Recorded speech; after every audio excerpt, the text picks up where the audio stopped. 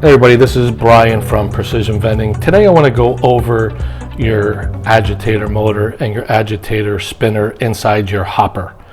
Now, a few of you are talking to me about, hey, my product's thick, or the barrel's starving, or the mixture, or there's blockage, something's not working, or the agitator motor is not spinning.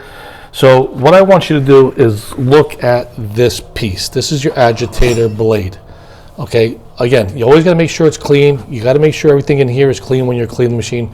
You got to take it out. You got to wipe it down. You got to scrub it and making sure there's no debris to make sure it's spinning.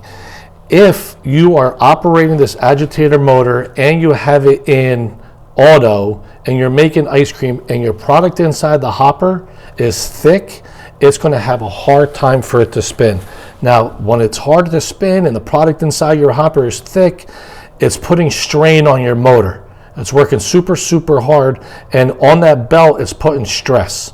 And if that stress makes it harder and harder for it to spin, eventually your motor is going to burn out. Now, if this isn't spinning, either two things: your belt broke or you seized your motor. So what do we need to do? What do we need to recognize? If your product is too thick inside your hopper, you got to replace it. You got to make sure that your hopper product is what it looks like on your first batch of when you're making your ice cream mix. You leave it in there for 4, 5, 6, 7 days. You're low on sales. You're not a busy location. You got to come and manually stir your hopper. Then that's what you got to do.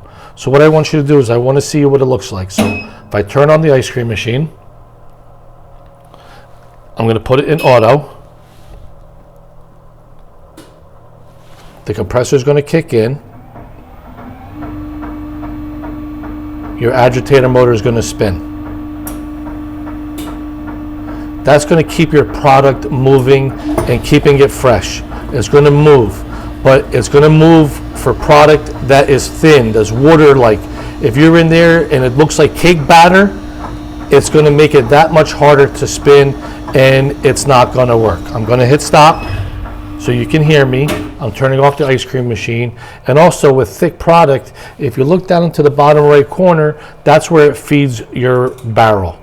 If the product is too thick, it won't go into the barrel, and it's going to starve your barrel. And you're not going to have ice cream mix to spin inside your cylinder to make ice cream. It's going to make short pours, or it's going to make a no pour, and they're just going to get either toppings or syrup.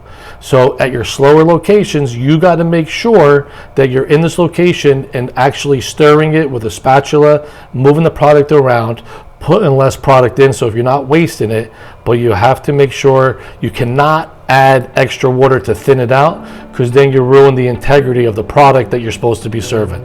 It's 3,500 milliliters to one bag. That is the formula. You cannot change it because you're going to ruin your product. Simple enough. Thank you.